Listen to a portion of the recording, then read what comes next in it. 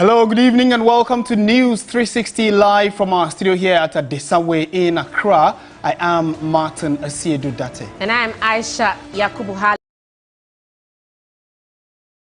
Let's take a look at our headlines for this evening. News 360 headlines is brought to you by Flamenco Paint, Pepsodent Charcoal and Pepsodent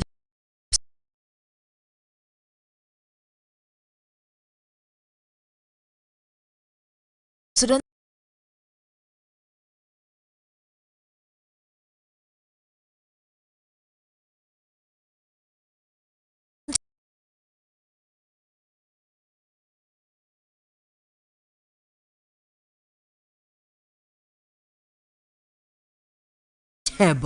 George wants in Achim North, Kwame Andy Apiakubi partly attributes the NPP's defeat to arrogance of some of President Akufo-Addo's appointees.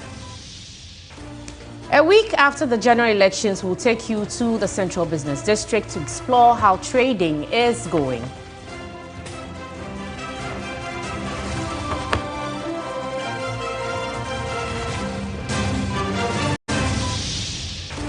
And on the international front, South Korean members of parliament impeached president over martial law attempt to President Yoon Suk-yeol, who vowed to fight for his political future.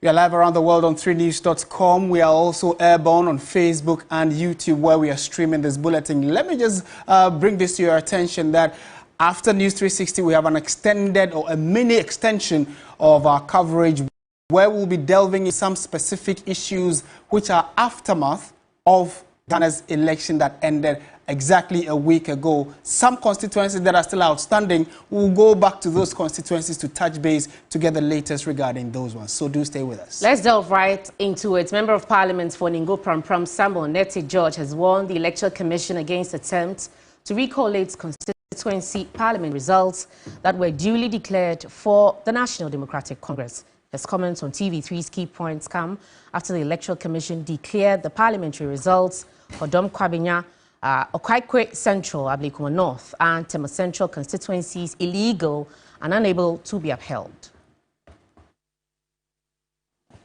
We will not allow any human being in this country, not even John Mahama, to recollate Okaikwe Central, which has been declared, to recollate Ablekuma North, which has been declared, to recollate Tema Central, which has been declared.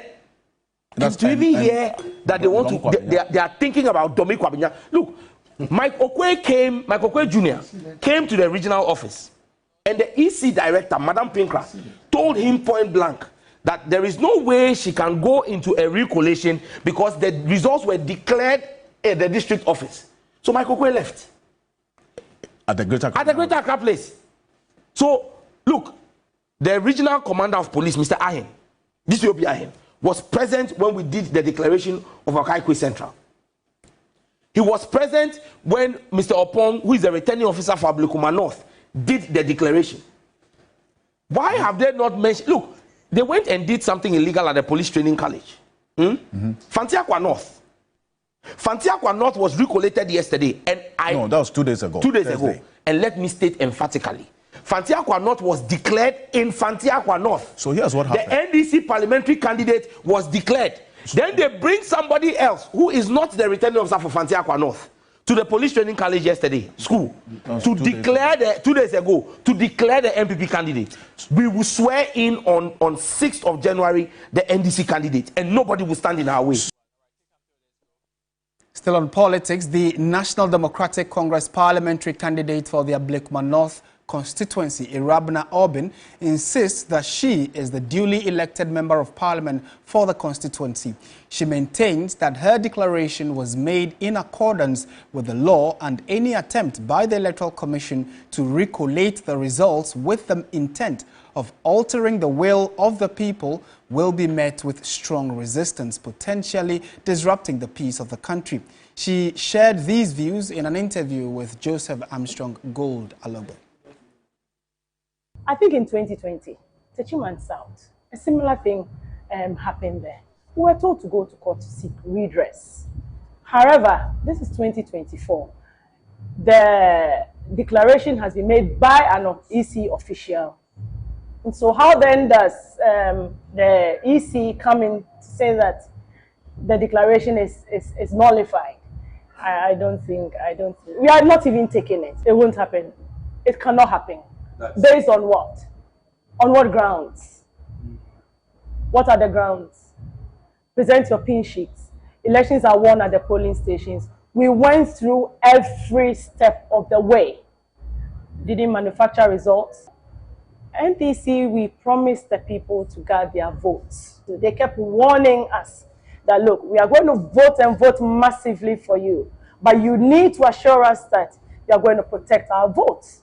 And so I want to assure them that their votes are valid, they will be protected, and there is nothing that is going to change what they have rightfully done, or the change that they wanted in Ablekuma North after 28 years will not be taken away. If the EC does not move away from that entrenched position that they are currently displaying, then yes, I think it wouldn't end well, because there is no way you tell a candidate that because you are not MPP, because I asked myself this morning, okay, so if the other party or the candidate was sworn in, would that have been lawful or right? You see, so the impression given out there is not okay, and I think the EC should do right and well by following their own precedents. Let's go to the court if we feel someone has been treated unfairly.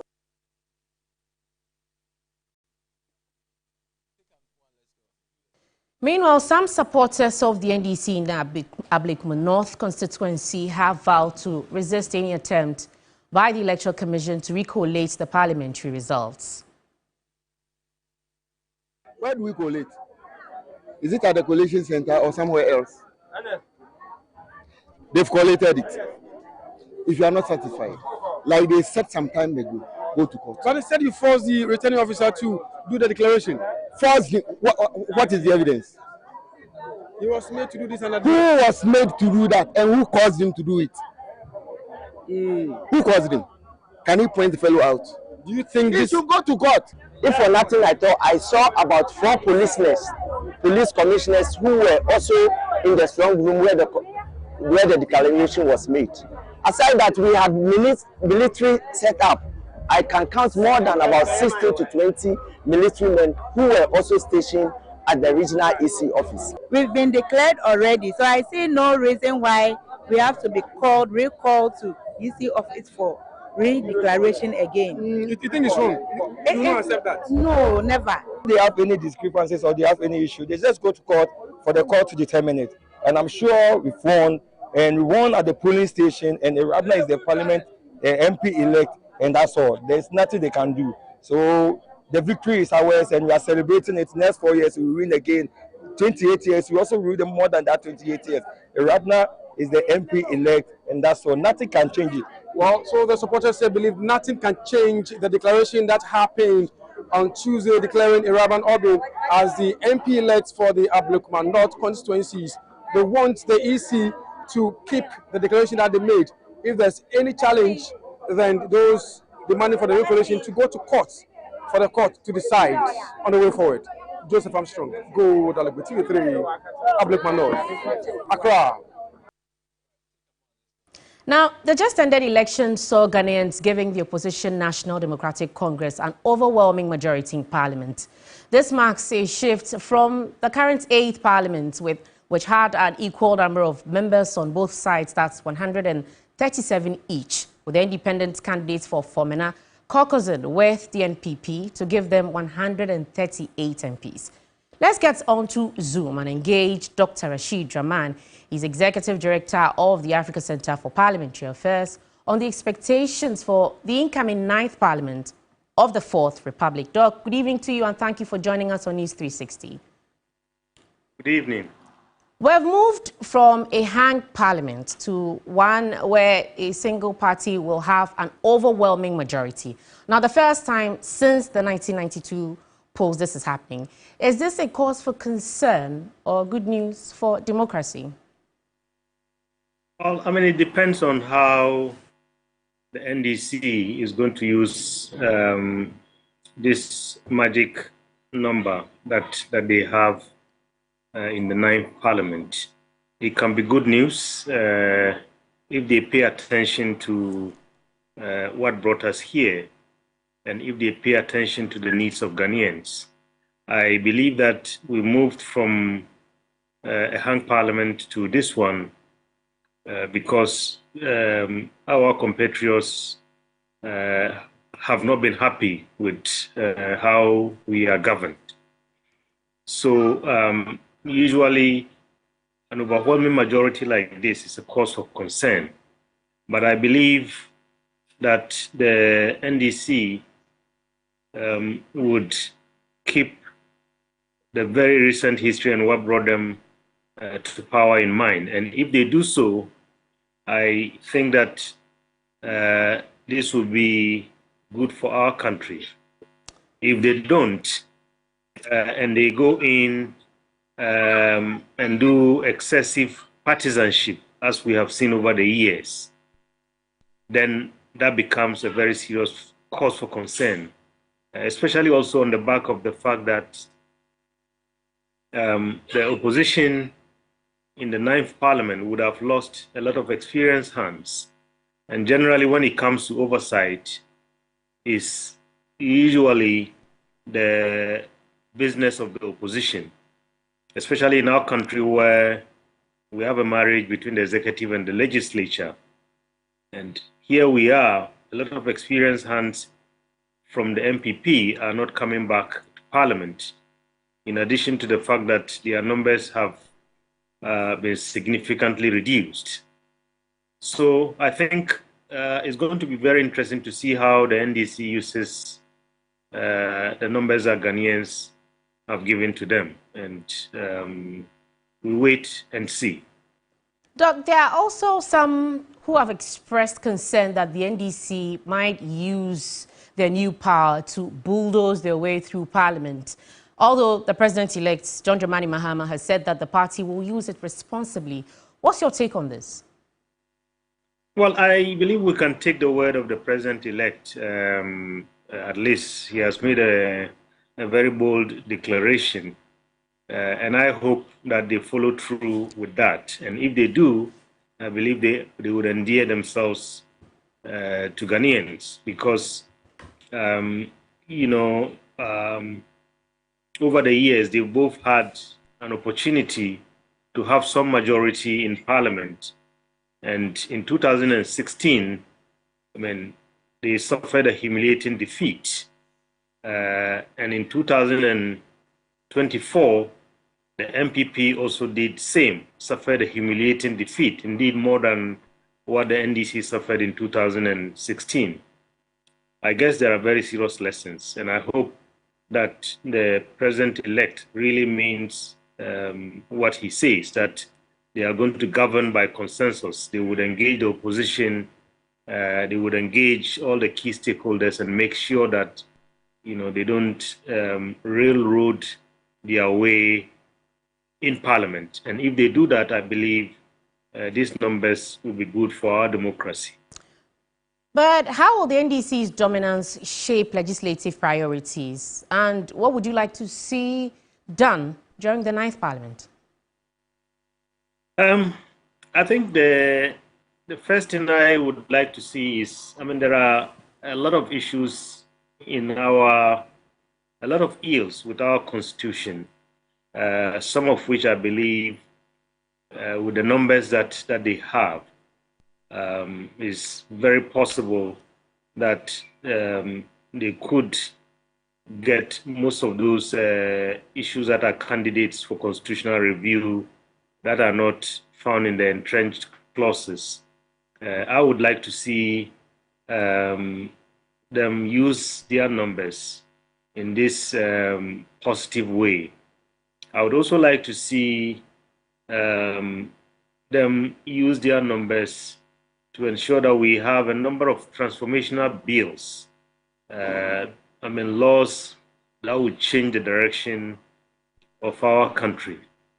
And if they do that, I think the 9th Parliament will go down in history as one that had huge numbers, but those numbers were used for the good of our country.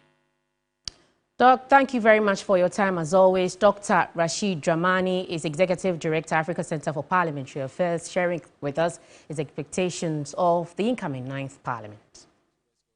Still watching News 360 on TV3, still on issues of December 7, 2024, even before he was elected president, the NDC flag bearer, well, now he's actually president-elect, John Dramani Mahama, has outlined a 25-point plan for his first 120 days in office. The Ghanaian people look forward to that, as majority of people have complained of hardship and high cost of living under the Akufo-Addo-led government. In the following report, Evelyn Tingma takes us through the proposed plans. The economy, we are told, has been mismanaged by the Akufo-Addo Dr. Bawumia-led government. As a result, the NDC's John Mahama says the first thing he would do within his first 120 days in office is to revive the economy. To achieve this, the president-elect has promised to hold a national economic dialogue to discuss the true state of the economy and prepare a homegrown fiscal consolidation program to guide the budget. The second priority will be government formation, as he plans to nominate his complete list of cabinet ministers for parliamentary approval within the first 14 days and establish the leanest and most efficient government in Ghana's Fourth Republic within the first 90 days. Tax relief is another priority, as John Mahama has vowed to scrap several taxes, including the e-levy, COVID levy and betting tax within the first 90 days to alleviate the economic burden on Ghanaians. On the educational front, the president-elect says he would introduce a no academic fee policy for first-year students in public tertiary institutions and disburse free sanitary pads to female students in primary and secondary schools. In the area of healthcare, he plans to establish the Ghana Medical Care Trust, Mahama Cares Fund, to support the treatment of kidney ailments, heart diseases and other lifestyle diseases. With employment being one of the major concerns, particularly among the youth, the Mahama-led government has pledged to launch job creation programs, including the Ejumara and national apprenticeship programs, to promote employment and economic growth. The former president has also vowed to institute forensic audits and investigations into several matters of public interest, including the collapse of indigenous Ghanaian banks and the National Cathedral scandal. Other promises include instituting a government policy banning political appointees from purchasing state assets, allocating seed money for the establishment of the Women's Development Bank, and commencing the review of the Customs Amendment Act 2020 to scrap the law banning the importation of salvaged vehicles. The new government also plans to reopen investigations into major unresolved criminal cases, including the 2020 elections killings and the Ayawaso West Wagon by-election violence. The Ghanaian people can only wait and hope that these promises and others by the incoming government come into fruition. Still on the aftermath of the elections, traders operating in the central business district of Accra say they are already cashing in despite the price hikes of general goods. They attribute the shopping spree to the election. Stanley Niblo has more on the following report. The elections are virtually over. Christmas is fast approaching and Accra has come alive as multitudes swarm the city. In the central business district, people from near and far have flocked in to shop. Nothing, however, has changed about the prevailing economic situation in the country, which was a major factor in the elections. But traders in the central business district say the crowd recorded in the CBD is reflecting in their sales.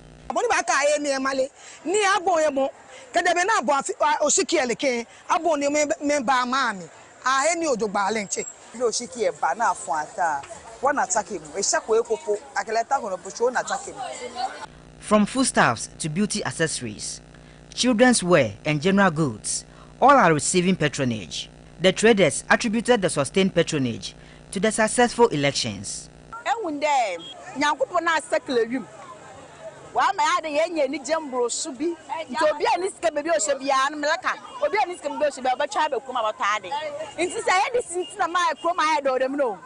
The traders, however, want the incoming administration to be deliberate about measures to stabilize the city. Some patrons also spoke to the news team. And the money they say costro, but you just have money from buying. The dollar needs to be coffee man, and the money so coffee man. The phenomenon of party foot soldiers hijacking the collection of market tolls has been a common feature in the Accra Central Business District. After they have collected the money, a piece of paper like this is issued as a receipt. Traders say they are forced to comply with the payment.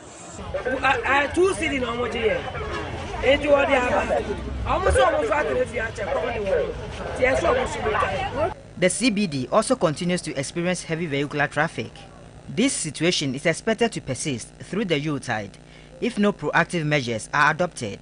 Stanley Niblew, TV3 News, Accra.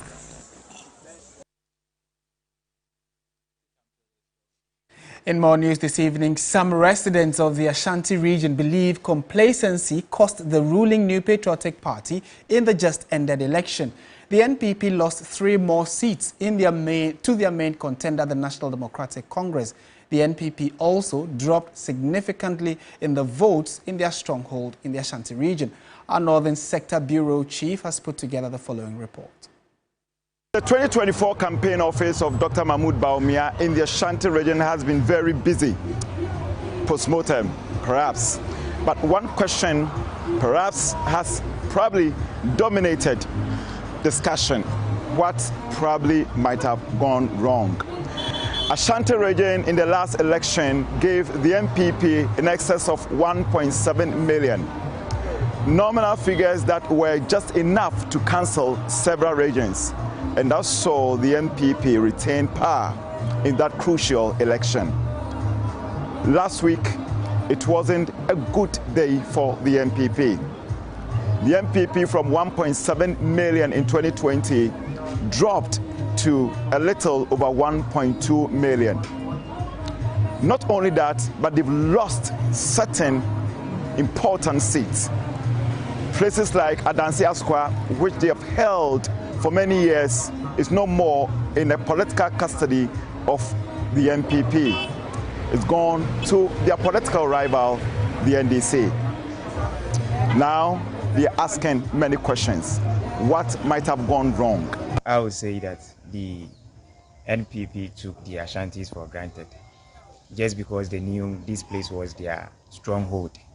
A lot of development, especially when it comes to Kumasi, where their capital is, they promised them so many things that they couldn't do it. The NDC party has been, of course, establishing a lot of developmental projects. Like when you come to Obuasi, for instance, there was a lorry park here that the NDC people was able to establish.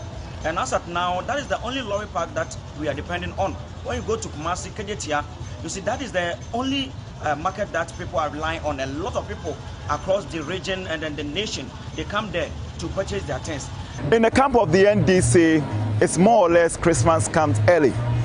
Because from 4 seats in 2020, they now have 7. And they are even looking forward to more when the other outstanding constituencies are declared.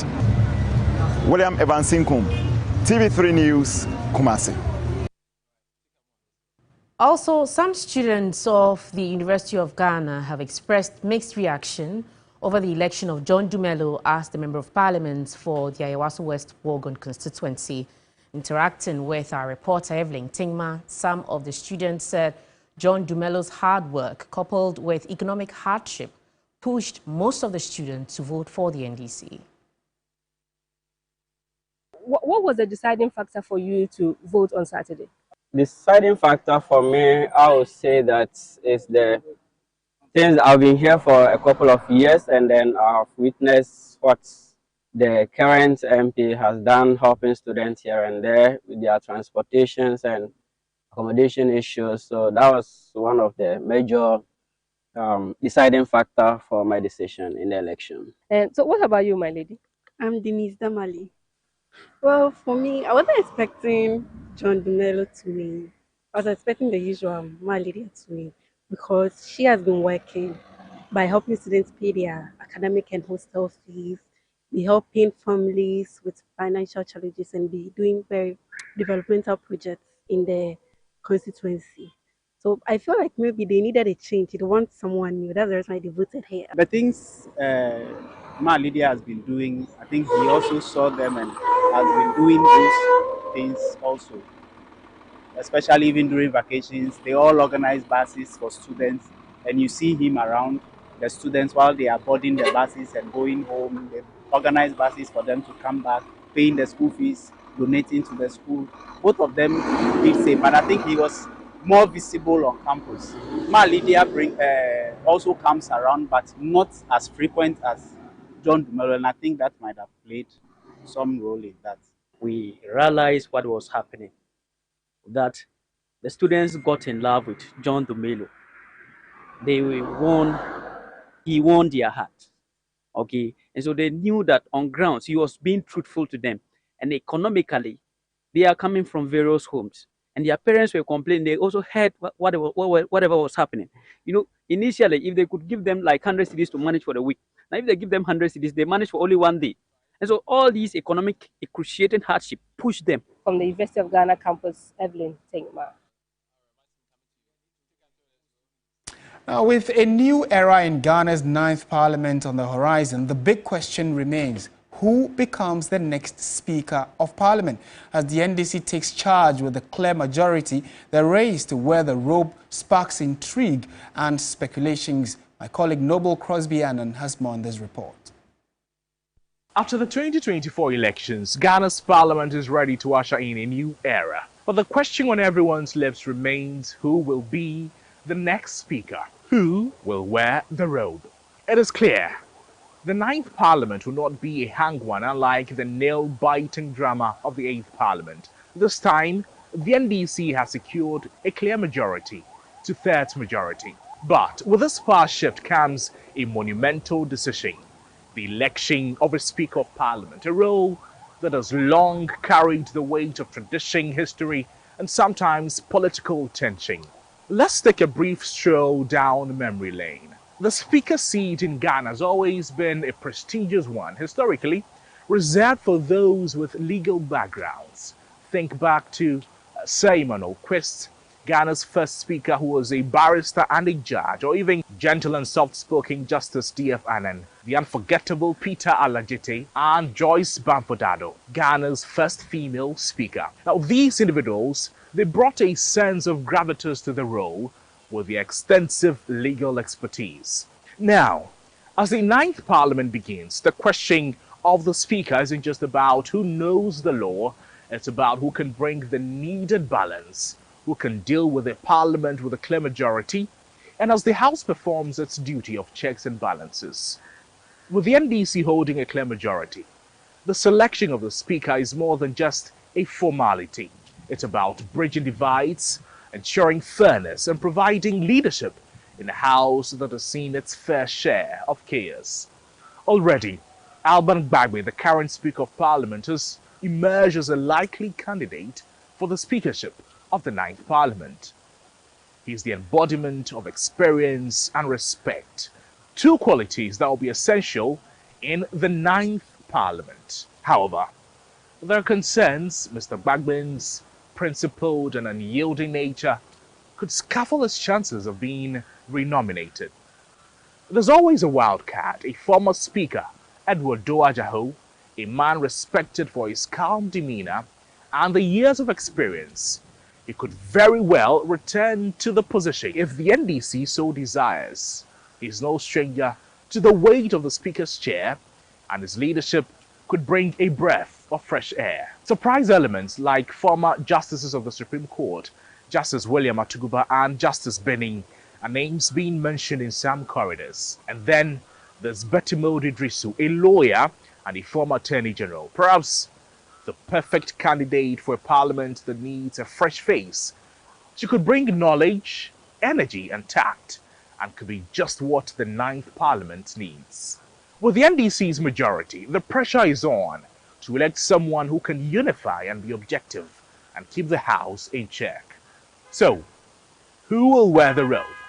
Will it be Alban Gbagbe, Edward Doa Jaho, Justice William Atuba, Justice Benning, Betty Modi Drisu, perhaps a surprise candidate. One thing is for sure, a new parliament, huge majority numbers, is the decision-making process. But the impact is yet to be known.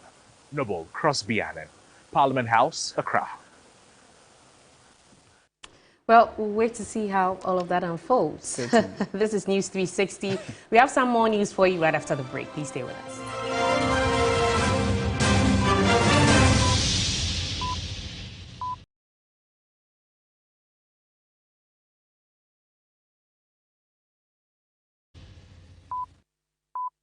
One bucket of flamingo paint.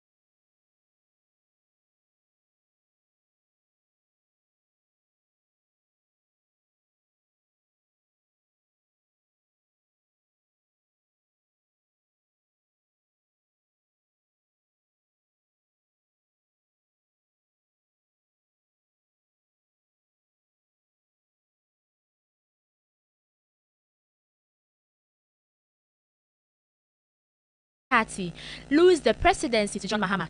The NDC also won an overwhelming majority in the parliamentary election. The Electoral Commission of Ghana on December 9, 2024 declared John Mahama the candidate for the NDC as the winner of the 2024 presidential election. Prior to the official declaration by the EC, the presidential candidate of MPP, Dr. Mahama Baumia, conceded defeat. Speaking on the key points, the Member of Parliament for Ashanti Akem North, Andy Kwame Apiakubi, called for an end to infighting within the party. I would want us to regerminate the seed of MPP and grow it. I don't want to be party to people who want to destroy it. I have suffered for myself, I don't mind, but let us make sure that the right things are done in the party so that we can bring the party back to where we have reached, having really destroyed enough. But I don't want us to continue to destroy. I want us to build a watershed and think of coming back as a party. But the infighting, the greed, selfishness, arrogance, and all that brought us here, we need to begin to learn from our mistakes. Andy Apiakubi also alleged that some ministers of state were arrogant, which also contributed to the MPP's poor performance. There are times when you, a member of parliament, will call your colleague minister and he will not pick a call. Not even listen to what you are going through or what you want to share. You see, and certain persons, when they got appointed, they became demigods, untouchables. You won't listen to their own deputy ministers. They won't listen to them. Can you imagine? And they forget that all of us go about hunting for the power. And when we go hunting for power and we get the power, people become too powerful for the people who procure the power. And therefore will not even listen to them. A professor of political science at the University of Ghana, Professor Ransford Jampu, wants the new patriotic party to take measures to restore itself to its core principles. The entire national executives of the party, so that the party is restored to its tradition that has been destroyed by Akufo-Addo and the currently manipulable executives of the party, who in their bid to hide their failures and incompetence are going about offering very infantile explanations about how the party lost and why the party lost the election, instead of pondering in all sobriety about what to do next to stop the imminent and potential disintegration of the party. Professor Jampu also called for the removal of all current executives. I am warning them again that the party risks disintegrating if people do not come together to act to rescue the party from the claws of Akufo-Addo and his remnants and to totally overhaul the currently incompetent and very manipulable national executives of the party. As the transition process continues, Ghanaians are eagerly awaiting the inauguration of President-elect John Dramani Mahama and the fulfillment of numerous campaign promises made during the electioneering campaign. Now, the Ghana Police Service has confirmed the arrest of 9 suspects who have been linked to post-election disturbances, bringing the total number of arrests to 132. Head of Public Affairs Directorate of the Ghana Police Service, ACP Grace Ansa Akrofi, disclosed that the suspects have been remanded into custody following their arraignment while investigations continue. Meanwhile, investigations into the shooting incident at the Nsawama Doejiri Constituency Collation Center continues, with the victim receiving medical care and assisting authorities through investigation. All right, so we'll bring you details of that specific story later. You're still watching News 360 on TV3. We'll be happy to hear your thoughts on the many stories we've brought to you this evening, including the fact that right after News 360, we have an extended version where we have pollster and now well-acclaimed Musa Dankwa joining us to dig deeper into some of the specifics of the numbers that he collated in terms of his survey and polls, and then we'll juxtapose that with the Electoral Commission's figures as they are also coming in from the various constituencies. There's more in that on here at TV3, your election command center. In more news this evening, the Municipal Chief Executive of Ablekuma West and his staff have abandoned their duties at the Assembly following an invasion by unknown individuals since Monday.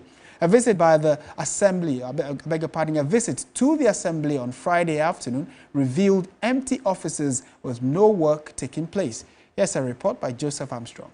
December 9th, there has been complete halt of activities here at the Ablekuma West Municipal Assembly.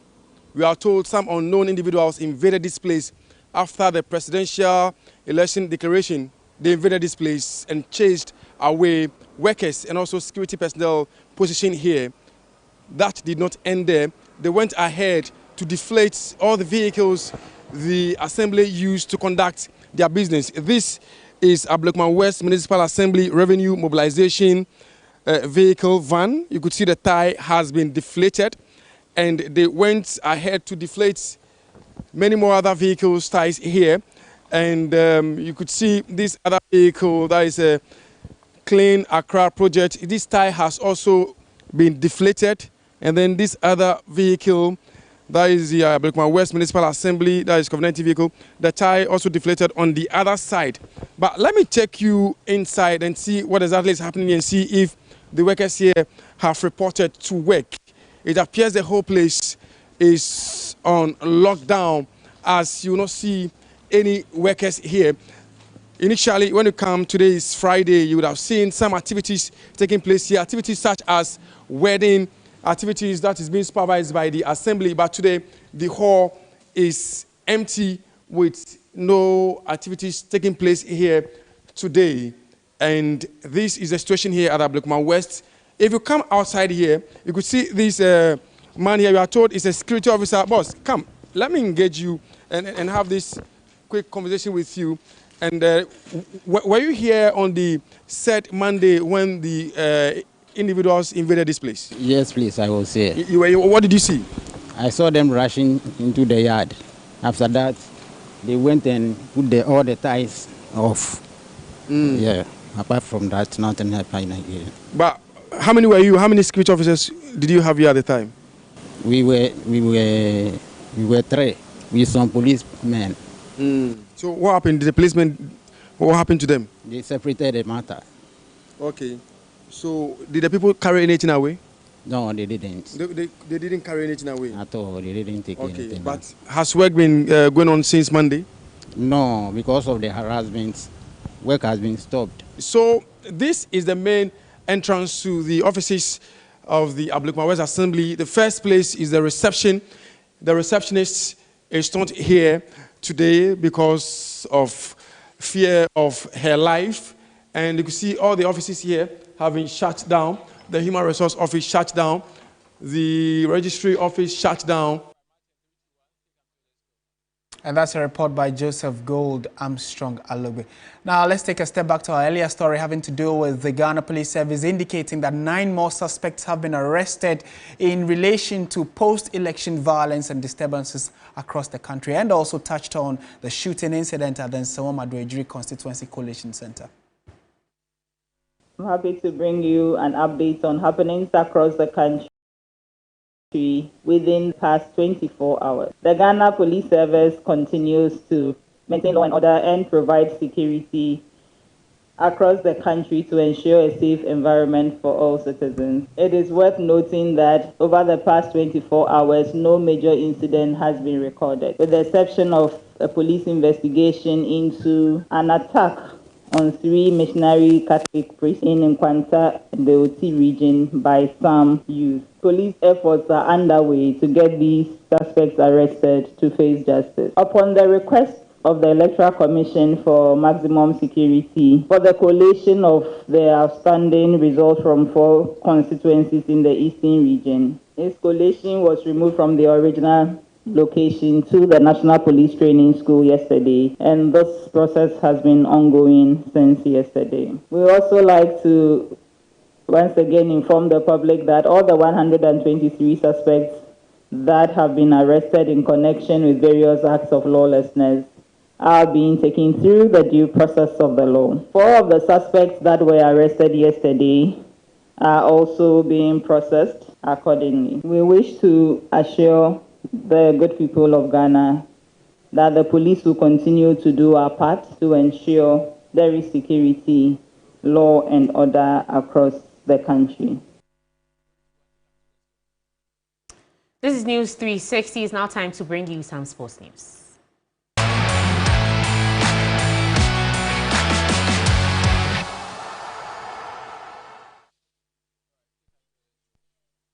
Hello there, good evening and welcome to the sports segment here on News 360. My name is Bill Ishen. Starting from the Ghana Premier League, Heart of Lions secured their second away victory of the Ghana Premier League season with a stunning 1-0 win over reigning champions Samatex away from home, moving to the summit of the league table.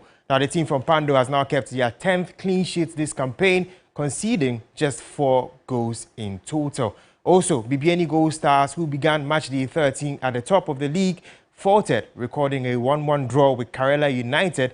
Nations FC also suffered a 1-0 defeat to Accra Lions.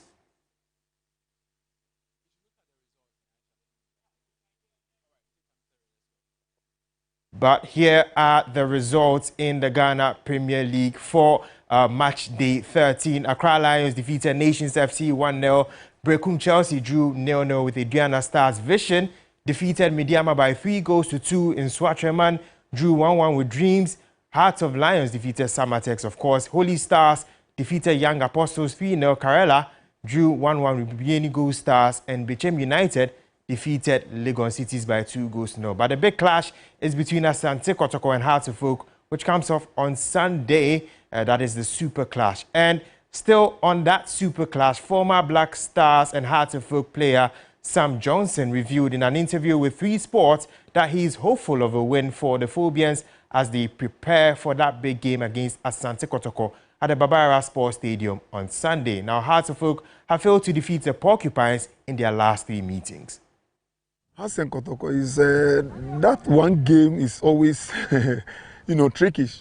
Let me put it that way, because you can see us will be on top form, and then maybe Kotoko is just struggling, and then you go 1-0 or something, then it does it. Us will be struggling, and Kotoko will just go there and then beat Kotoko. So when it comes to Accra of Oak and Kotoko, it's not always who is in form or whatever, but the best thing is that the fans want to see a good football, just to see that you are playing, but you can't win.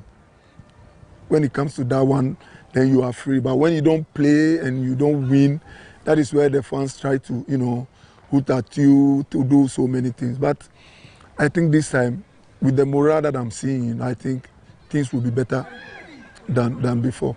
We are taking the 3 points to Accra. That was Sam Johnson there. But moving on to European football, Diogo Jota rescued Liverpool as the Premier League leaders recovered from Andy Robertson's early red card to snatch a 2-2 draw with Fulham, whilst Arsenal's title challenge was dented by a goalless stalemate against Everton. Whizzes it across and Pereira's there! Pumps it all the way in! Sliding it through for Robinson again. Oh, he's tucked it back and it's in! Here's Jota, twisting, turning, scoring! Than Mikel Arteta as Arsenal get the second half underway. Well, those were the results from the Premier League. But Mohamed Salah has now recorded 100 assists for Liverpool and is 13th this season. That is the most of any Premier League player in 2024-25. But Arsenal are struggling. 0 goals from open play in their last 3 Premier League games as well.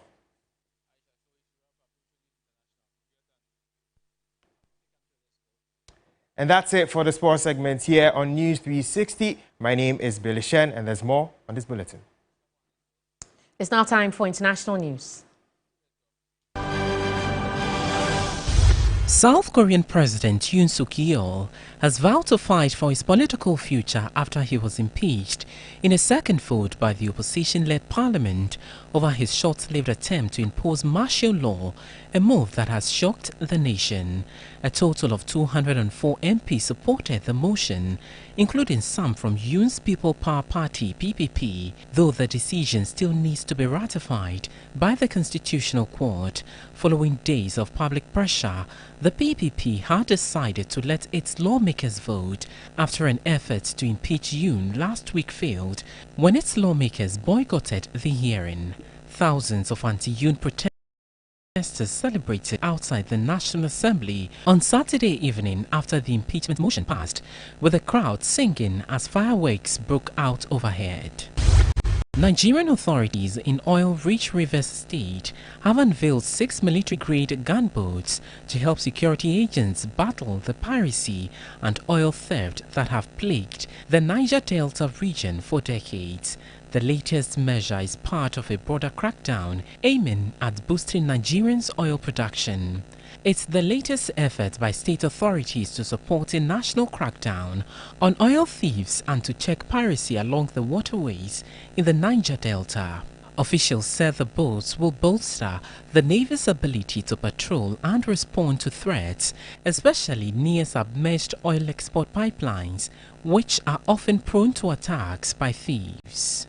The UN World Food Programme said Zimbabwe appears to be heading into another dry spell that could worsen hunger for millions of people already suffering from an El Nino-induced drought.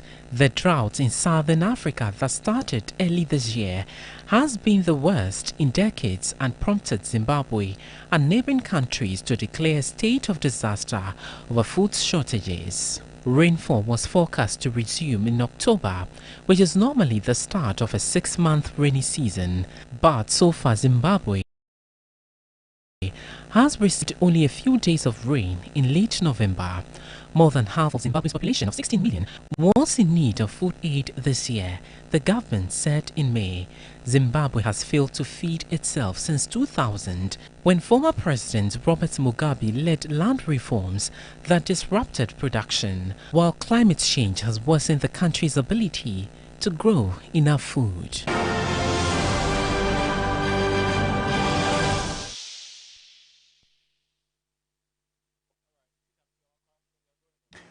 Well, thank you for staying with TV3. This has been News 360, came to you from our studio here at Adesawe, Kanda, Accra. And like I indicated, we have an extended version of the show, so do stay with us as we dig into some data regarding the just ended elections and what really that means going forward for Ghana's electoral systems. I am Martin Esiedu Date. I am Aisha Yakubu Halid.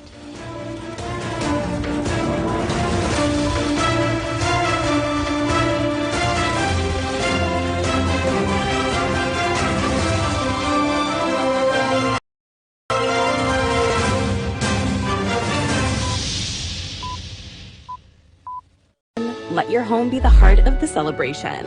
Celebrate the season with furniture that feels like home. Christmas Super Sale. Get up to 50% discount all products at Danube Home. Create memories in every room. Visit Danube Home to make your holiday home complete.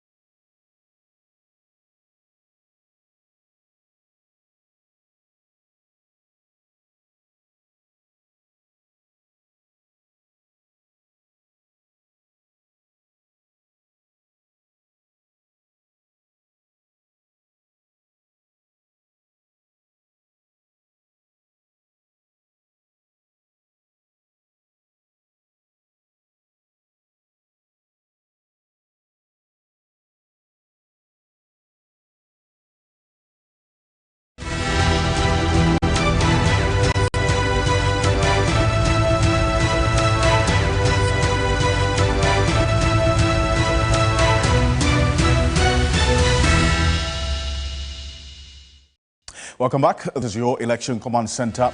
My name is Alfred Akanse, and as Martin Siedudate and Aisha Yakubo just indicated, we have an extended version of News 360 today because there are outstanding issues with election 2024 which have still not been resolved. As of yesterday, you did hear the Electoral Commission on this platform, that press conference that we brought to you live, the EC's verdict on some 4 constituencies in the Greater Accra region that have their MPs elect declared by the Electoral Commission officers themselves. The EC, through Samuel Tete, the Deputy Chair in charge of operations, say they do not recognize the declarations of Faustina Akurugo for the Dom Kwabenya constituency MP elect on the ticket of the NDC, Irabna Obin for Ablekuma North, and then also Baba Sadiq for Okakwe Central, and then also Tema Central's Ebi Bright. Electoral Commission says all those declarations, in their view, did not follow due process. That has been challenged vehemently by legal practitioners and persons who have been quoting details of CI 127 and pointing to the Electoral Commission exactly where in the law that their position really suffices. But as we speak now, there is no clear indication as to when the Electoral Commission will resume the process of finding a solution to these 4 constituencies that they talk about, because they have suspended the process indefinitely or until further notice. We'll see how the coming days will look like, but this is your Election Command Center. We advise as well on what's happening in the Nsoma Dredjere constituency. Their results still pending. We're looking as well at what's happening in Avano Southwest, and then also Obuasi East. The declaration has been made. The NDC candidate was declared as winner of that election in that constituency. The Electoral Commission says that that did not also follow due process, and so they're not recognizing that one. Afano North as well, there hasn't been any declaration as we speak per the Electoral Commission's own workings. This is one that we'll keep an eye on. So there are a number of constituencies that matters are still outstanding. But for the NDC, they are resolute. Their position is clear that even though the EC says those 4 constituencies in the Greater Accra region, they do not recognize, the Electoral Commission said, the NDC says for them, as far as the Electoral Commission's officers, the returning officers in these constituencies were the ones who made those declarations and declared their candidates as winners, that is what they are going with. But beyond that, we'll get into the numbers as well, because prior to December 7th, which was exactly a week ago, we already had some indication of how the results was going to be, especially if those of you paid attention to our continuous engagement with Musa Dankwa, Executive Director of Global Info Analytics, months before the elections. In fact, as far back as November last year, we started talking to him consistently to give us a clear picture of how things were going to look like and how things were going to play out in this election.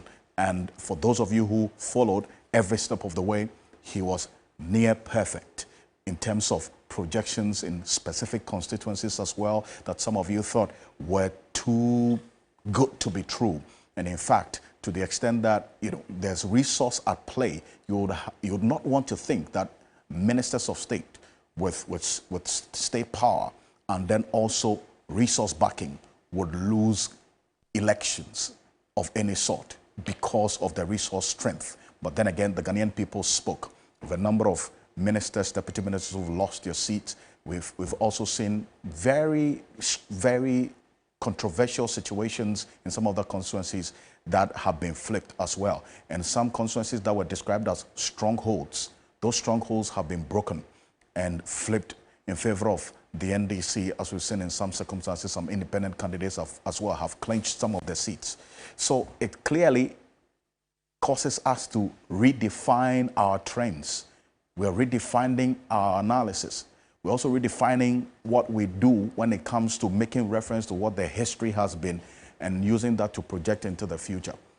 It appears that from how things are playing out right now, the coming days, especially going into the next election, will be one to watch. This is your Election Command Center. We're going to get into the conversation shortly. We'll visit these constituencies that the Electoral Commission is saying that their position is not in tandem with what the NDC is saying and what the constituents in those constituencies are also talking about. So stay with us on the Election Command Center. We'll talk to all of these persons going into it.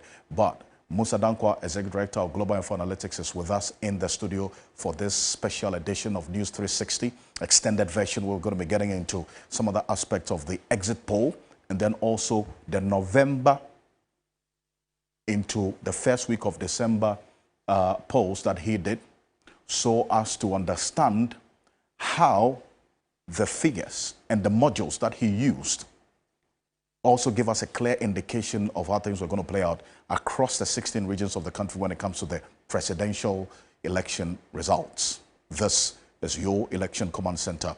Welcome.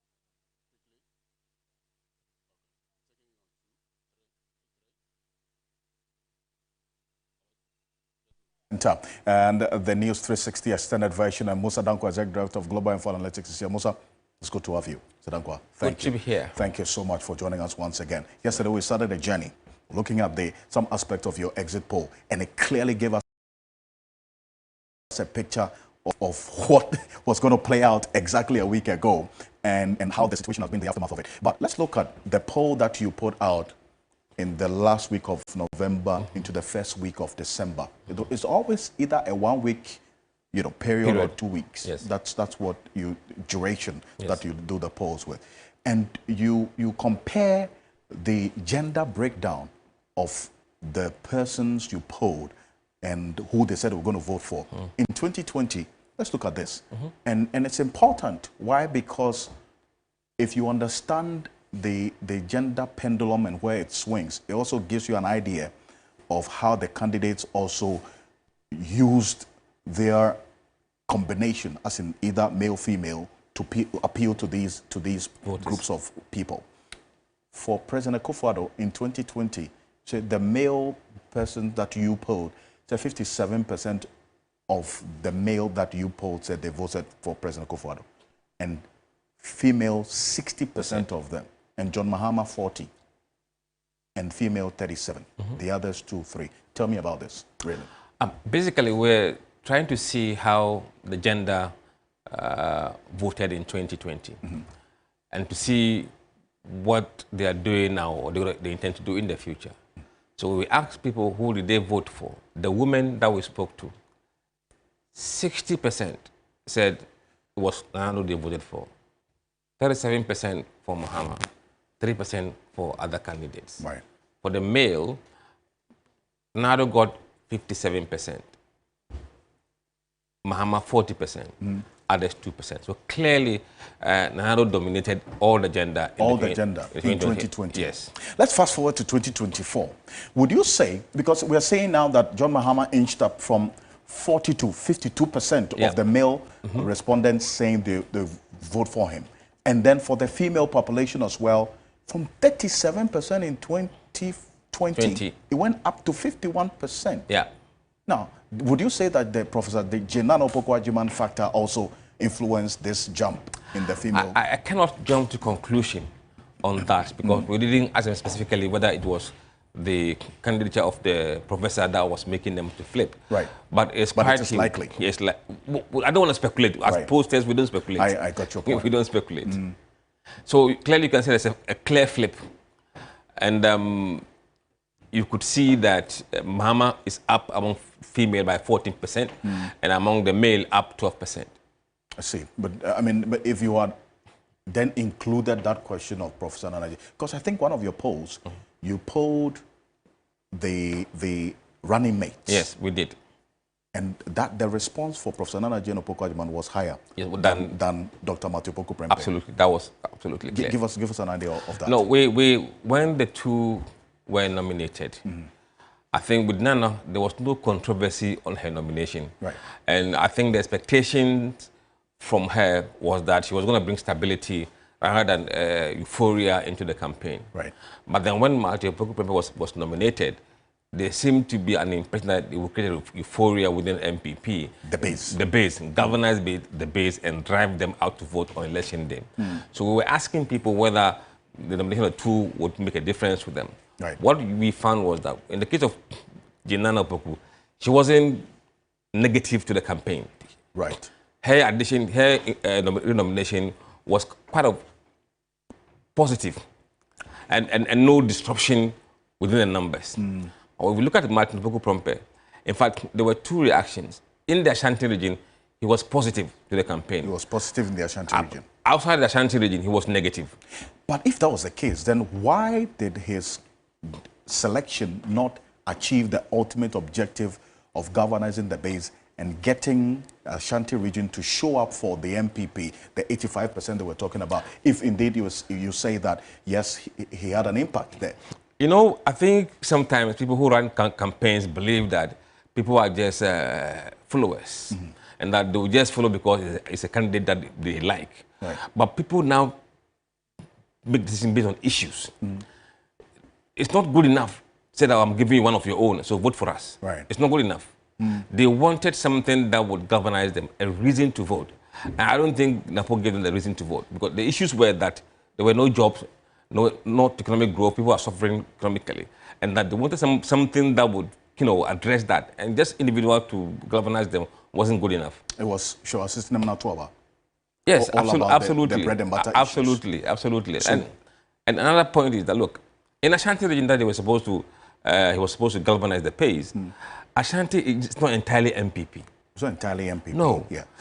I mean, there are about 15 to 20% of people who are floating voters in Ashanti region, floating voters, and they didn't like Napo. See, that's not the core. Not the core. Not the core. And remember, these are what you call floating voters who usually vote for MPP. Right. Even in the Ashanti region. Even in the Ashanti region. Okay. You see, if you are floating in voter region, you tend to vote with NDC. If you are floating in Ashanti region, you tend to vote with MPP. But this time around, these floating guys in Ashanti region were really not enthused about Napo. So you give them their own, but then again, they are looking at their conditions of living. Absolutely. And that supersedes anything else. Yes. Let's go to the next one.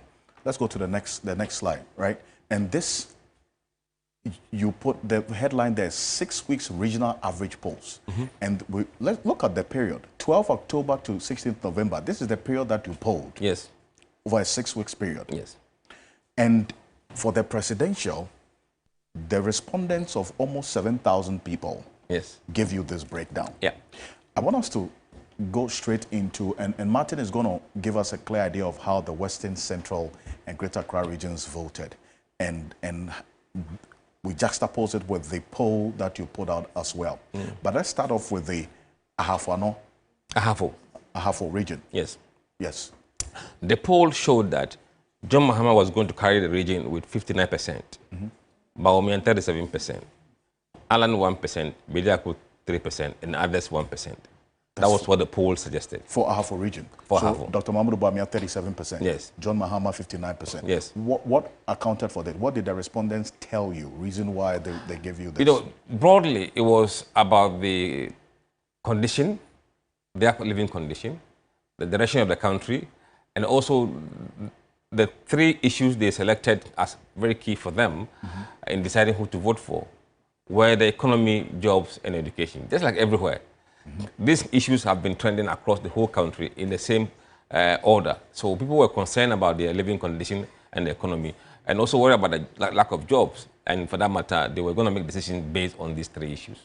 Economy, lack of jobs, and education. And education. Yes. And so that influenced what we are saying. Yes, everything you see here is based on these three factors. Now, we'll go to the Ahafo region, the actual, what happened in this election. Martin Esiedudate is on the magic wall, who's going to be joining us in a bit. We'll have that conversation right now. But let's move to... In the Ashanti region. Ashanti, let's hold on to Ashanti. You're doing the swing, okay. Let's go to... No, we'll come to the swing, okay. But let's go to the relatively smaller regions. Let's go to Bono region. Bono region. Bono region. Yes. Right. Bono, the poll was saying that Mahama was going to win Bono. Mahama was going to win Bono? Yes, 50%. By 52%. As against Dr. Mahmoud Bawumia? 39%. Great. And the others, one, Nana Kwame Bediako, 8, and yes. Let's go to the actuals. Okay. Right? Martin, beyond the magic wall, we have the 2024 presidential election results in the Bono region. Yeah. What did they say? Well, clearly, I mean, one point must be made clear because the polls Musa Dankwa conducted always had a margin of error of plus or minus. Let's round that up to even 2%. So have that in mind that what we got from the Electoral Commission as the actuals, then you can compare it to what he put out. Then you can just subtract or add 2% of that margin to it. So this is the 2024 poll final outcome, Bono region specifically. John Dramani Mahama won the region with 54.02%. 54.02%. And Dr. Mahmoud Bawumia got 43.6%. So these are the specifics. And maybe we'll talk about the nominal figures where John Mahama got 235,855 as against Dr. Mahmoud Bawumia's 190,673. I mean, with all due respect to the other contenders, we'll just leave them out of the conversation for now, although their numbers also add something or subtract something from the total outcome. But our main focus is on the two candidates. So on your screens at home right now, if you're following the conversation, these are the specific numbers that John Mahama got, winning the Bono region 54.02%. Mahmoud Bawumia, doctor, got 43.6%. So maybe let's juxtapose that to what... And there are two major things that we want our viewers to take note of. The percentages, because the poll that we're looking at also has the percentages, not the nominal figures. Yes. But Martin, it's a very important denominator or the caveat that you put out there for our listeners and viewers to understand what we're doing.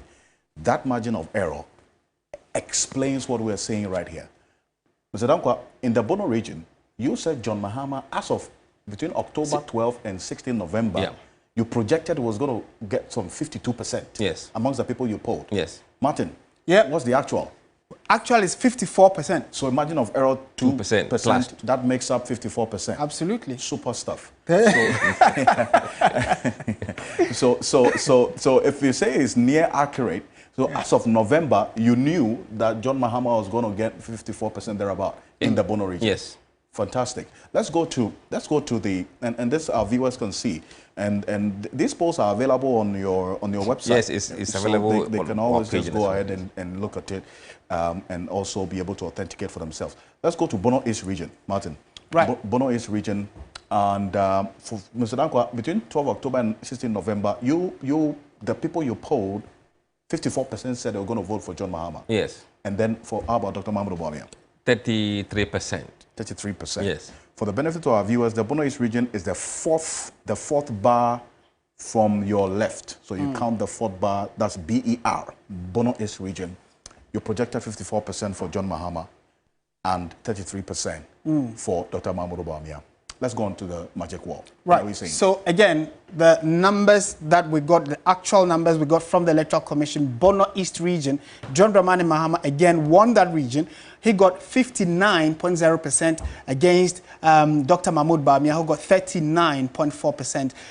And it tells you that this is actually an increase. So later we'll actually even do a comparison and look at the win margin of the candidate from the 2020 against 2024. But as of the 2024 elections, John Mahama got 59.0%, Dr. Mahmoud Bawumia got 39.4%. Let's look at the projection, 54%. 59%. I mean, if you do the margin of it, add up to 56%. Explain to us what we are saying. No, what happened is that John Mahama and Bawumia outperformed the polls. Okay. In the sense that Nana Bediako and Alan Chiramatin collapsed in that region. Right. And the numbers spread to Mahama and Bawumia. That's why they were way off the mark. I see. So John Mahama and Dr. Bawumia chopped off from Nana Bediako and Alan Chiramatin. Yes. I see. But did you have a number of people there saying they would not disclose who they are voting for? No. For Bono East region, they were very Not everybody here was disclosing who's going to vote for. Good. Now, Martin, let's go to the Ashanti region. Right. Ashanti region is a region to watch. Okay. As well, right? In the Ashanti or maybe region. let's go to Ahafo. Ahafo was the first we looked at, right? Yeah. So Ahafo region. Let's look at Ahafo region, rather. Region. Right. No problem. Before we go to the regions of interest, Ashanti, Greater Accra, Central, and then also Western region. But let's look at Ahafo. Ahafo region, Mr. Dankwa, you projected 59% for John Mahama, 37% for Dr. Mahmoud Bawumia. And what are the actuals?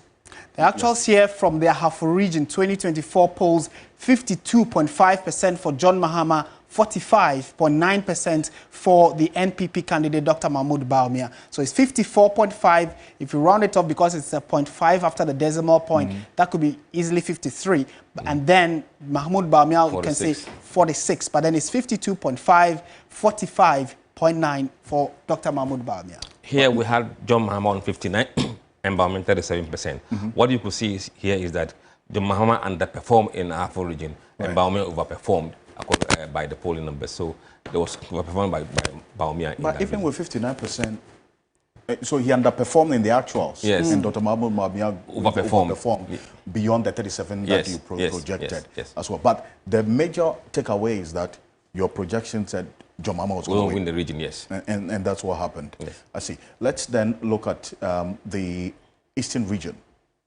Martin, Eastern region, based on, Mr. Dankwa, tell us what we're seeing here with the Eastern region. What you see here is that the polls were saying Mahama was going to get 40%, and Bawumia 53%, 2 for Bediako, Alan, and 4 for Bediako. I see. Let's look at it. Let's look at the actuals. Okay. And see so the actuals clearly, which is also in tandem with the polls from the Global Info Analytics, the NPP candidate Dr. Mahmoud Bawumia won the Eastern region by 50.3%, and the NDC candidate John Dramani Mahama got 48% of total votes cast in the region. So it's clear. The major takeaway is that you predicted Dr. Mahmoud Bawumia was going to win Eastern region. Yes. It happened. But yes, the Mahama overperformed the polling numbers. Those numbers going for Alan and Bediako in the end ended in Mahama's column. Because we had the NDC winning a lot more seats in the Eastern region than what they had previously. Yes. Right? So then also feeds into what we are seeing right now. Interesting. Let's go to the Central region. Now let's start off with the swing regions now. For the Central region, based on the figures right now as we have it, the NDC targeted 20 seats out of 23. We know that they were able to clinch 18, and then there's an independent candidate leaving the rest for the NPP. What did the projections say, Mr. Dankwa? If you look at Central region, the numbers for Bawumia was largely the same within the margin of error. But Mahama had overperformed the polling numbers by quite a lot. We were saying he was going to win by 5-3. He ended up with 60%. That is quite huge. And then Alan and Bediako, again, their numbers collapsed and went to Mahama. And so that's why we're seeing 60% for the actual. Martin, yes, and so again, comparing that to what the actuals were, and probably, like we indicated, it's likely a number of factors also played in favor of John Dramani Mahama. He got 60.9%, roughly 60% specifically, and then Dr. Mahmoud Bawumia got 38%. Mind you, the Central region, which is a very heavy swing region, in fact, it is the only region that has stayed swing to such its character in all electoral cycles. Plus, the NDC doing business with them over time, having to select a running mate from the region, must have played or influenced the voter choice of many of the people who went to the poll. So these are the actuals we got. 60% for John Dramani Mahama winning the region, as against Dr. Mahmoud Bawumia, who got 38%. Interesting. That is quite a huge number for Central region. Yes. Very huge. Yes, for 60% for John Mahama. What do you think? And just probably, again, putting it in perspective, we can look at the performance in 2020 of the two parties. So in 2020, again, in Central region, keep the numbers we just showed you in mind. Look at the performance of Nana Akufo-Addo.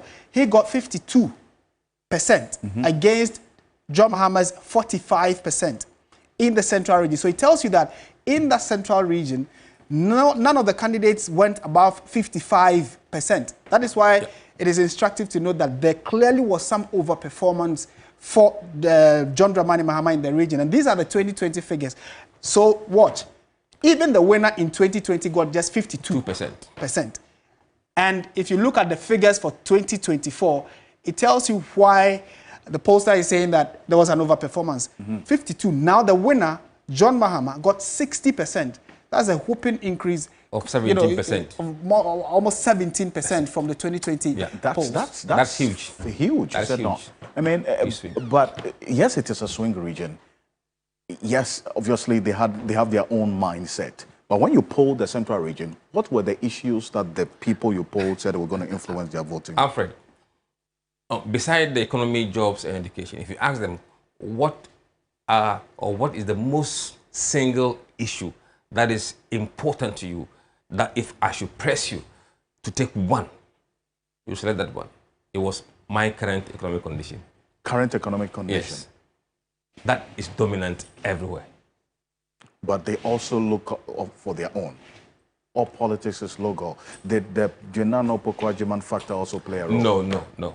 For the central region? No, it didn't play. Okay. I think we have done a lot of work so that I think they don't really put currency on whether you're from there or not. The issues determine how they vote. And that particular aspect has played over time, hasn't it? Comparing the fact that I have always said that the NDC always has done good by the central region, but the region itself has a mind of its own. They do not care whether you choose a vice president from there or even the presidential candidate is coming from there.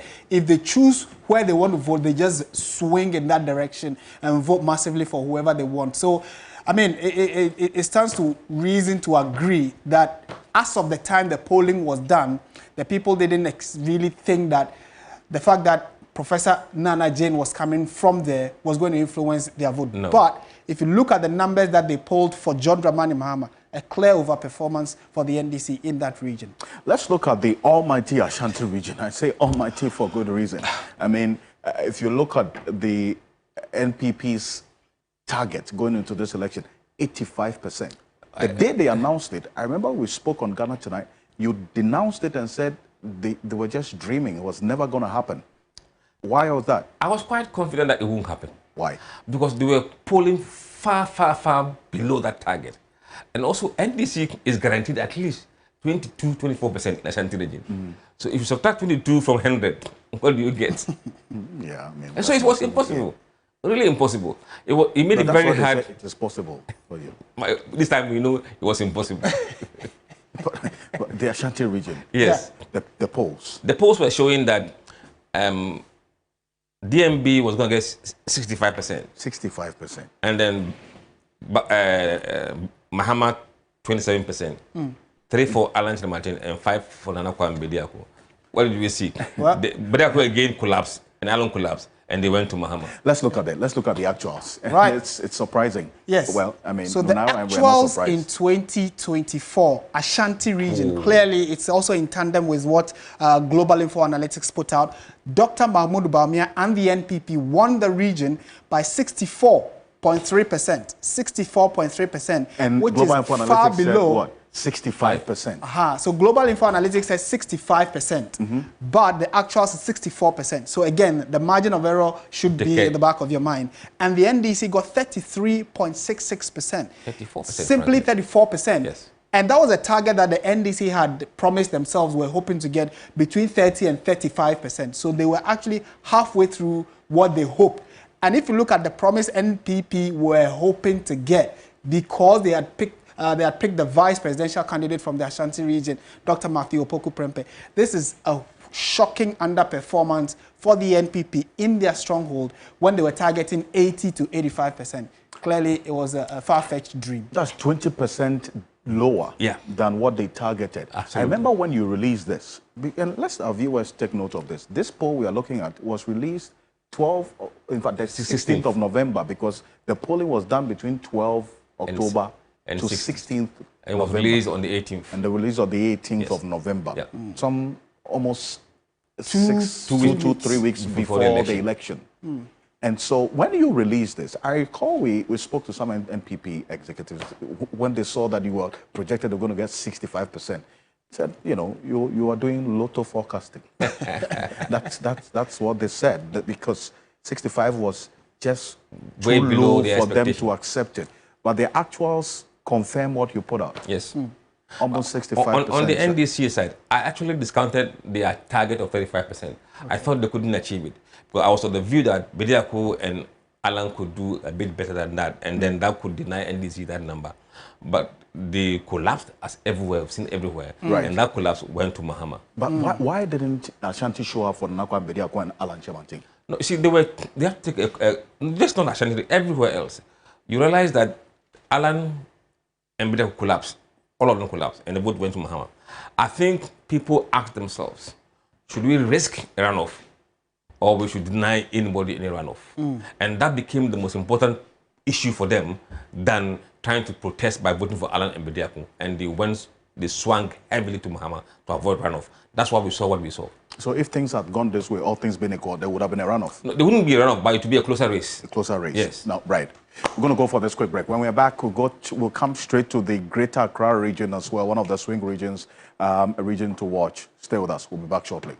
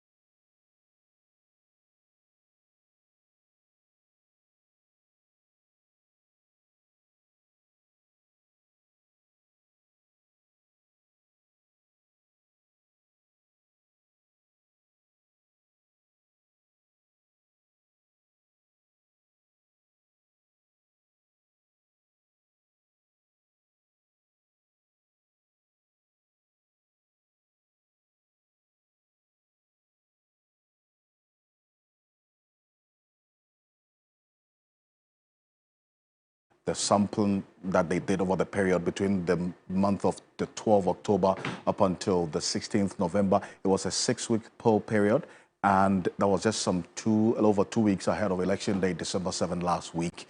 It gave us a clear indication of the global analytics projections, but the actuals near perfect. Let's go to the Greater Accra region. Mr. Dankwa, the Greater Accra region is another swing region. Prior to this election in 2020, in the 2020 elections, the NDC held about 20 seats out of the 34 seats in the Greater Accra region. The NPP held 14. Went into this 2024 election. The last count, the NDC has inched up their seats to about 29 thereabout. The Electoral Commission yesterday said there are 4 electoral results and declarations they don't recognize. The NDC is resolute. But for the presidential, it tells us another very different story. Let's look at the projections. Between this period that they did the polls, what was the percentage? In Greater Accra, Mahama was supposed to be on 65%. Bawumia, 27%. Alan and Bediako, 8% between them. And what were the major issues they were looking at? Alfred, Accra is the biggest electoral price in Ghana here. And the issues were the economy, jobs, and education. Absolutely. Everywhere, the same issues. So if you want to understand the pulse of the nation, look at the Greater Accra and how they voted over the period. They reflect the mood of the nation. Yeah, they tend to reflect the mood of the nation. Because of the businesses and everything that takes place here. Absolutely. The impact of DDEP and all of those, we saw the reflection here. The picketing by the pensioners, all of that was in Greater Accra. We saw that. Yeah. And 65% for John Mahama. 27% Dr. Mahmoud Bawumia. Let's look at the actuals. Right. So clearly, again, very, very close to what the polls put out. In the Greater Accra region, 2024 polls, John Dramani Mahama, over 1 million votes, but look at the percentage, 63%. NPP's Dr. Mahmoud Bawumia got 35%. So 63% for John Dramani Mahama, 35% for Dr. Mahmoud Bawumia, which is actually very close to the numbers you showed us, Alfred. That's just about 1% point. So if you do, if you add the margin of error, then you get a 65 you're talking about with this one. But in the Greater Accra, the split from Alan and Bediako went to Bawumia. How did that happen? I mean, how did he benefit from the spoils of these two? You know, in the stronghold of the MPP, the Ablekuma North, Ablekuma West, Trobu, the alternate candidate for them will be Bawumia in those areas. Whereas in other places, the alternate candidate will be John Mahama for the. So it was the case that Ablekuma West, the parliamentary, the people were willing to flip, but for the presidential, they were still going to go with MPP, like a skirt and blouse situation there. Oh no, what I'm saying is that you can see that Bawumia outperformed the polling numbers. Yes. Which meant that he benefited from Alan and Bediako. And I wouldn't see this happening in the NDC areas, but rather in the MPP strongholds. That's why those numbers would have moved to Bawumia. To Dr. Mahmoud Bawumia. Yes. Interesting. So you got the 65% of John Mahama. Correct. Right, with what we're saying in the Greater Accra region. Yes. Let's go to the Western region. The Western region, the NDC, be right to say they outperformed you as well with the many that we saw. Now, per the composition of the seats in that that region, we have 17 constituencies in the Western region. Guess what? The NDC has won 15 of them out of 17, with some that they have flipped for the first time in their history. Right? Esikado, we talk about Sekendi, Mpoho, all these areas they have flipped for the first time. Let's look at the projection. Over there. This is it. Western region, last but one. Yes. We were expecting Mahama to get 51% and Bawumia 38%. Alan 2%, Bediako 8%, and others 1% in the Western region. 51% for John Mahama. And 38 for Bawumia. 38. Let's look at the actuals. What happened? Well, coincidentally, the Bawumia figures, the Dr. Mahmoud Bawumia figures, spot on. So the NDC, again, won the Western region. John Dramani Mahama getting 58.6%, so that could be rounded off to even 59%. But look at the numbers that Dr. Mahmoud Bawumia got. 38 58.6%. Again, if you round that off, that'll be like 39%. But it's 58.6, 38.6 for Dr. Bawumia and the John Dramani Mahama. Let's look at the 2020 performance. 2020. So let's look at the 2020 as well. Yes, so we understand how things are played over the period. Yes. So you see, 51 for yes. So for the 2020 polls, the NPP candidate Nana Addo Dankwa Akufo-Addo got 50.9%, so 51%, and then the NDC candidate got 46%. So if he's able to now turn this from 46% to 58%, that's an interesting increase. That's a huge one for the NDC candidate.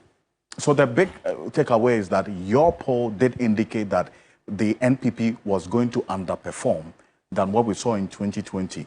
And Dr. Mahmoud Bawumia was going to get this 38%, yes, which is actually played out, yes, manifested in reality on election day.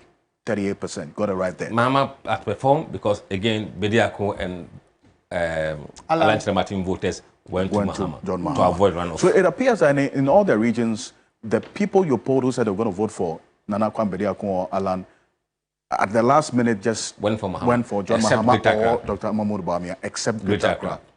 Okay, let's look at the Northern region. All right, Northern region for good reason. Maybe Northeast. Martin, let's look at Northeast because that's a home region of Dr. Mahmoud Bawumia, and let's see how things played out there in the Northeast region. Your poll in the Northeast region said that Dr. Mahmoud Bawumia was going to take that region, right? Yes. Let's look at that. Well, the projection said 61%. 36. To 36, yes. Okay, so again, that was actually correct. The NPP candidate, Dr. Mahmoud Bawumia, got 54% against John Mahama's 44%. So clearly, Dr. Mahmoud Bawumia won the Northeast region. Of course, he comes from that region. He got 54% against John Dramani Mahama's 44.5%. You can round that off to 45%. So 54, 45 for the two leading candidates in the just ended polls. And then here, what we can see is that Bawumia underperformed woefully in his region, and Mahama overperformed quite significantly. Yeah. As we saw, even in the seats that they got as well. Let's go to the Northern region. Yes. The Northern region, finally. That's going to be the final one. And because whenever we are talking about Dr. Mahmoud Bawumia, we always look at his influence in the 5 regions of the North. You know, right from 2008 when it was 3 regions, we've seen the NPP increase in votes over the period 2008, 2012, 2016, 2020. And so 2024, there was some expectation. How did that play out for the Northern region? Let's look at the poll results. The poll shows that Mahama was 61% projected. Bawumia 37%.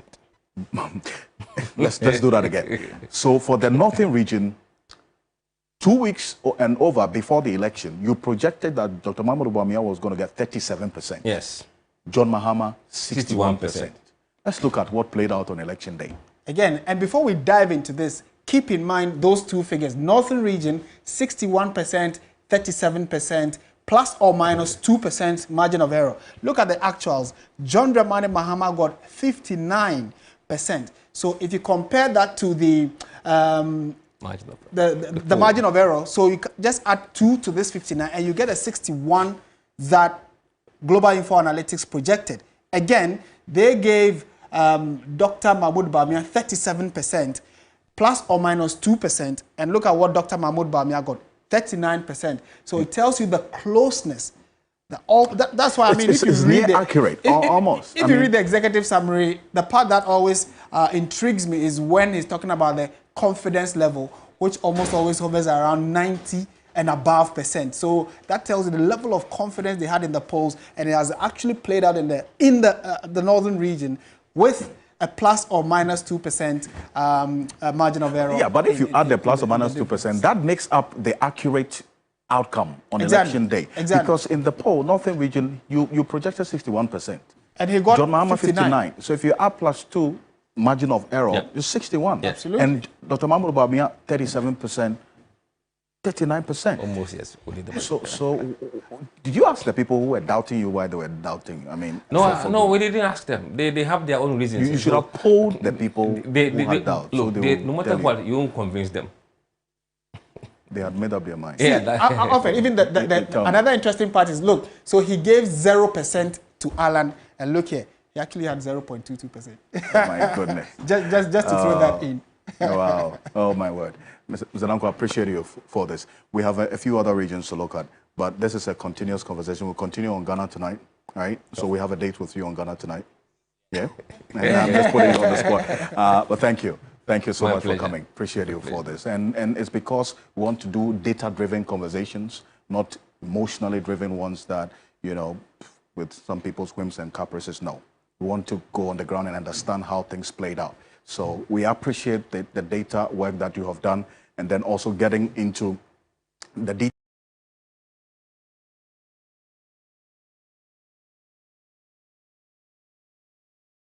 of the polls, because we have the raw data as well that you gave to us, so we understand the real work that you did on the ground, and for our viewers as well to follow every step of the way. So this is your election command center.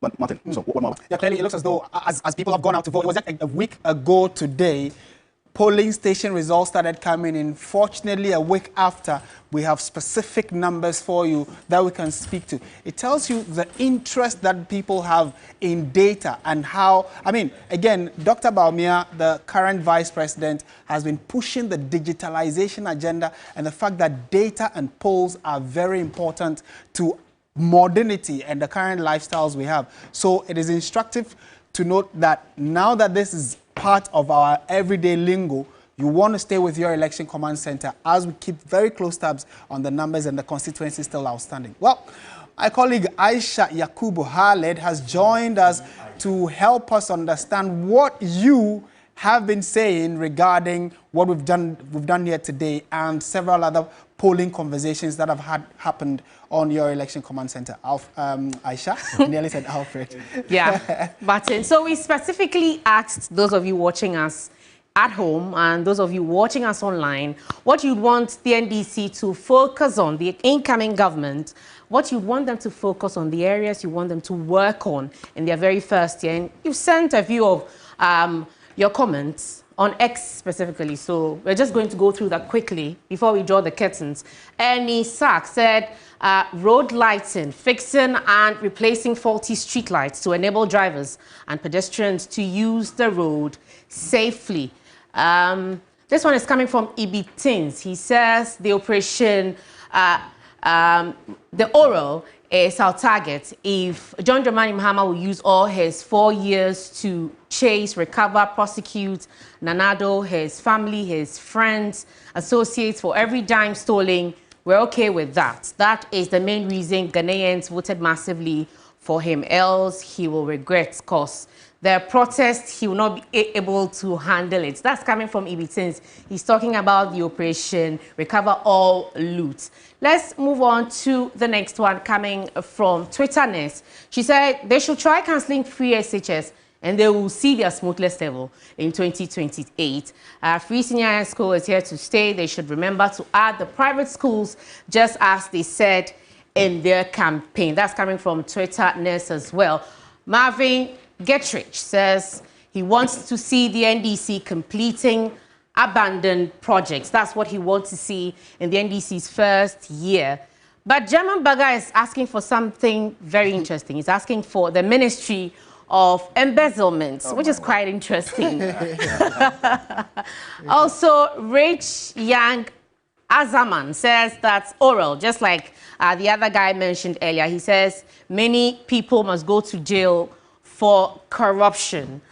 So those are some of the comments coming from Ex-Agbeko. Says, listening to opinion leaders. He wants the NDC to pay attention to opinion leaders, CSOs, kings, citizens, and even their opponents. That's what Agbeko is asking for when the NDC takes over power on January 7th. Alfred? Good stuff there. Well, listen to opinion leaders, CSOs.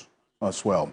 But I shall appreciate you for this. And the conversation continues on X. But let's go to the Okankwe Central constituency, because that's one of four. Unfortunately, we lost Stanley Niblewu there, who is a man on the ground. But we're keeping tabs on the reactions among the constituents in these four regions. The Electoral Commission says even though declarations have been made, the people there know their MPs per the declarations by the Electoral Commission officers.